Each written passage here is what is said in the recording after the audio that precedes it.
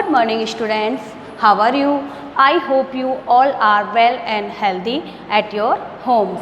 So today again we are going to start our revision chapter, that is crop production and management. That is crop production and management. The topic of this chapter is agriculture practices. Now we will discuss about agriculture practices. What is the means of agriculture practices? बेटा agriculture practices means कृषि के लिए कौन कौन सी practice की जाती है, कौन कौन सी स्टेप फॉलो की जाती है. Now come to the point. The first is to ensure a good crop yield. Several activities are undertaken by farmers, sowing till cutting. To ensure, किसी भी क्रॉप्स को किसी फील्ड में बेटा बोने से पहले फार्मर्स के द्वारा जो भी प्रैक्टिसेस फॉलो अप की जाती है उनको एंश्योर मीन्स निश्चित कर लिया जाता है, जिससे कि सोइंग टिल कटिंग, कब से कब तक, बोने से लेकर कटिंग करने तक, मीन्स बीजों को किसी फील्ड में बोने से कटिंग करने तक उससे एंश्योर कर लिया जाता है. The agriculture practices are, first is ploughing, second is sowing of seeds, and the third is providing manure and fertilizer, fourth is irrigation, fifth is crop protection, sixth is harvesting, seventh is threshing, and the last is storage. These all are the practices of agriculture. इन सभी practices को अपनाकर बेटा हम किसी भी field में बीजों को बोकर एक अच्छी फसल प्राप्त कर सकते हैं. Now come to the first point. What is the means of ploughing? Ploughing का क्या मीन्स होता है? What is the means of ploughing? To turning and loosening the soil is called ploughing. Means बेटा किसी भी मिट्टी में जब हम किसी फसल को बोते हैं तो सबसे पहले उसको उलट पलट करना, मतलब जुताई करना. टू टर्निंग, मिट्टी को पलटना. लूजनिंग, जिससे कि उसमें जो पोर्स होते हैं वो क्या हो जाएं, लूज हो जाएं, is called ploughing. Now the second is sowing of seed. After preparing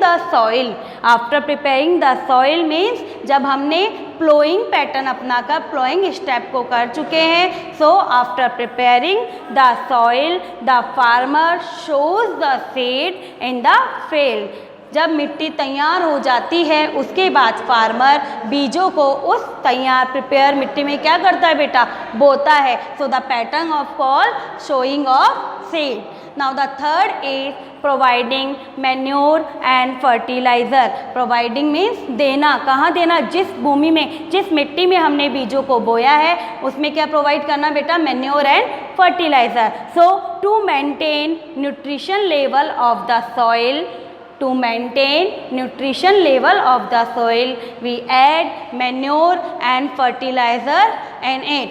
maintain में जिस सॉइल को हमने प्रिपेयर किया है उसके न्यूट्रिशन लेवल को बनाने के लिए कि उस मिट्टी में सभी प्रकार के पोषक तत्व हमारी क्रॉप्स को मिलने चाहिए. तो हम क्या ऐड करते हैं बेटा, manure. What is the manure? Manure is a biotic component. आप देखते हैं गांव में फार्मर गोबर के ढेर लगा देते हैं, गोबर के ढेर को एक तरफ इकट्ठा कर देते हैं एक स्थान पर और उसे ही हम क्या कहते हैं, मैन्योर कहते हैं. जब वो तैयार हो जाता है, manure is a biotic component and the fertiliser is a chemical component. So we add manure and fertilizer. Now the next is irrigation. What is the means of irrigation beta? The process by which the water requirement of plant is fulfilled is called irrigation. ऐसा process जिसमें plants को उनकी water requirement को पूरा किया जाता है क्या कहलाता है बेटा, irrigation. Now the fifth is crop protection means जब हमने किसी फील्ड में फसल को बो दिया, अब बेटा उसकी सुरक्षा करनी है. कैसे? बाहर से आपको पता है एनिमल्स जो होते हैं वो आकर उसको नुकसान पहुंचा सकते हैं. सो चारों तरफ क्या बना दी जाती है, किसान आप देखते हैं गांव में किसान इस तरह से चारों तरफ मेड़ बना देते हैं. ये आपकी कोई भी फील्ड में, किसी भी फील्ड में ऐसी क्रॉप्स होती है तो उसके चारों तरफ पेड़ लगा देते हैं या कुछ मिट्टी की मेड़ बना देते हैं, जिससे क्या होता है बाहरी एनिमल, कोई भी एनिमल्स इसको आके नुकसान ना पहुंचाए. So it is called crop protection. Now the next is harvesting. After ripening the crop, farmers cut it. फसलों को पकने के बाद जब फसल पूरी तरह से पककर तैयार हो गई है तो फार्मर्स इसको क्या करते हैं बेटा, काटते हैं। तो the process of cutting the crops is called harvesting. Now the next is threshing. After harvesting, farmers want to separate the seeds of grain from chaff. So the process is called threshing. The process by which farmers separate the seeds of grain from the chaff is called threshing. बेटा threshing क्या होता है, देखो आप देखते हैं गाँव में जब गेहूं की फसल को काटते हैं, गेहूं की फसल को काटने के बाद उसमें जो मॉइस्चर होती है, वाटर की जो ड्रॉपलेट्स होती है, उनको धूप में रखकर बिल्कुल ड्राई कर दिया जाता है। जब वो सूख जाती है तो आपने देखा गाँव में फार्मर्स जो होते हैं एक फ्लैट सरफेस पर उसको मारते हैं, तो उससे क्या होता है, जो गेहूं के दाने वो नीचे आ जाते हैं और चैफ हवा के साथ उड़कर निकल जाता है। तो ये प्रोसेस क्या कहलाती है, आपकी threshing. Now the last is storage. What is the means of storage?